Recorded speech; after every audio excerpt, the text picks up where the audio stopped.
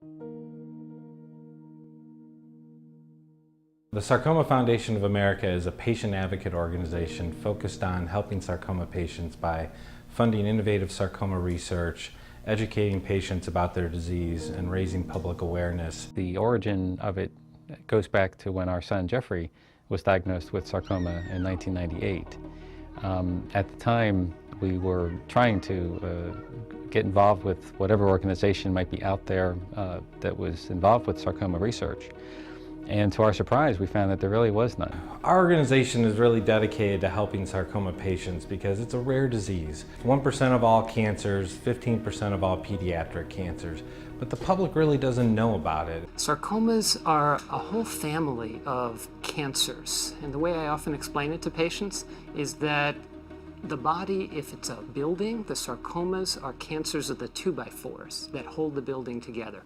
The doctors came in and told me, they said that it was something like a little weed that grows. You know, weeds are bad, and so what we got to do is determine exactly what type of weed we're dealing with, and from there find out how we can kill it and get rid of it so that, you know, there's no more weeds. The most difficult part for me is try to explain to a 3-year-old why they need to have a needle in and tape down and why they need to go into this machine that is terrifying. It was just heart-wrenching for me as a parent, almost as much as waiting for the result. I put the phone down and I just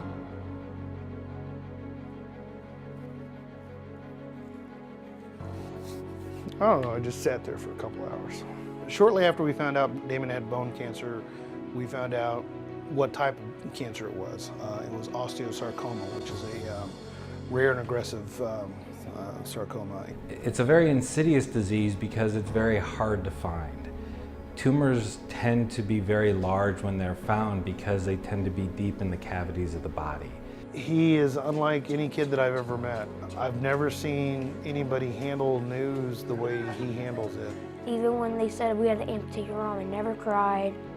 I did get sad, which I'm sure everyone will, but I didn't cry, I didn't get mad. As you can tell, Damon and I are both Captain America guys. So I look up to him because he never gives up. He always fights, and he never backs down. Captain America really embodies what we're trying to do. I don't expect people to say, you inspire me to do this and inspire me to do that. And when they say that, then I know that I'm doing my mission to get awareness out. January of this year, Damon got diagnosed for the 3rd time. So now Damon's on trials. So now we're into we're on trial medication time. And without organizations like the Sarcoma Foundation of America providing that funding for these trials, I don't know where we would be. You can't change the past.